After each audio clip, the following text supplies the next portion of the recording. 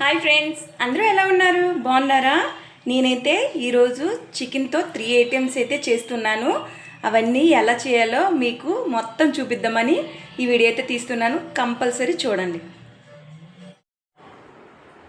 ఇప్పుడైతే నేను 1.5 kg chicken అయితే తీసుకున్నానండి. నేనైతే 3 ఐటమ్స్ చేద్దామనేసి అనుకుంటున్నాను. ఫస్ట్ అయితే ఇది చికెన్ గ్రేవీ కర్రీ చేద్దామని అయితే ఇలా మ్యాగ్నేట్ చేసుకున్నాను. ఇప్పుడైతే ఇది లెగ్స్ ఉన్నాయి కదా, ఇదైతే ఫ్రై చేద్దామండి. ఇది చికెన్ పకోడీ చేద్దామని అనుకుంటున్నాను. మా పిల్లలకి చికెన్ పకోడీ అంటే చాలా ఇష్టము.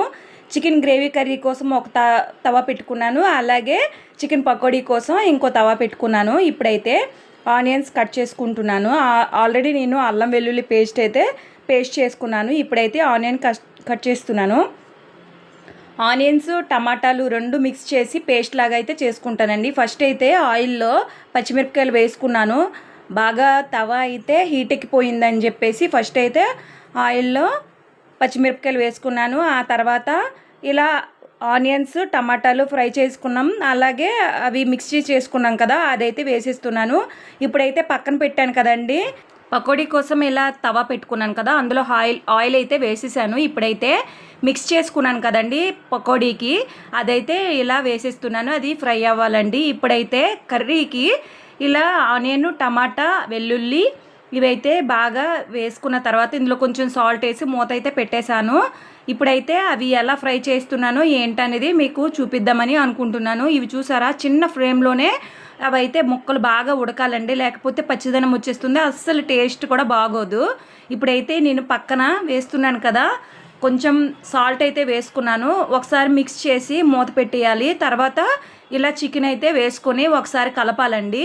కలిపిన తర్వాత చిన్న ఫ్లేమ్తోనే అది మూత పెట్టేస్తే ఆవిరికి ఉడికి వాటర్ అనేది వస్తుందండి. మనము ఏం వాటర్ కూడా యాడ్ చేయవసరం లేదు. ఇప్పుడైతే చిన్న ఫ్లేమ్ పెట్టాను కదా, అలాగే మూత కూడా పెట్టేశాను. ఒక 5-10 మినిట్స్ తర్వాత నేనైతే అది మూత విప్పి చూద్దామని అనుకుంటున్నాను. ఇప్పుడైతే చికెన్ ఫ్రై అయితే అవుతుంది.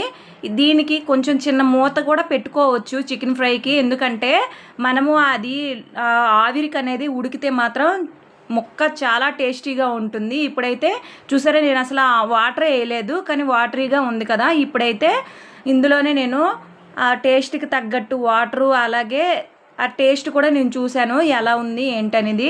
కొంచెం సాల్ట్ సరిపోతే వేసాను. ఇప్పుడైతే పక్కన పెట్టుకున్నాం కదా లెగ్ పీసెస్, అవైతే ఫ్రై చేద్దామని నేను ఏదైతే కళాయిలోన ఫ్రై చేశానో పకోడీ, అదే కళాయిలో ఇవైతే ఈ పీసెస్లు కూడా మనము ఫ్రై చేసుకున్నాము. ఇప్పుడైతే నేను 3 ఐటమ్స్ చేశానండి చికెన్కి సంబంధించి. మా పిల్లలకైతే మాత్రం పిచ్చిగా నచ్చేసింది నేను చేసిన 3 ఐటమ్స్. పైన అయితే ఇలా గార్నిషింగ్కి పచ్చిమిరపకాయలు, అలాగే కరివేపాకు, జీడిపలుకులు అయితే నేను కొంచెం ఆయిల్లో దోరగా వేపుకొని వేసుకున్నాను. టేస్ట్ అయితే మాత్రం సూపర్గా ఉంది. మా బాబు టేస్ట్ చేస్తున్నాడు, చూడండి ఎంత బాగా అనిపించిందో వాడికైతే. మేమందరం కూడా కలిసి తిన్నామండి, మాకు కూడా చాలా బాగా నచ్చింది.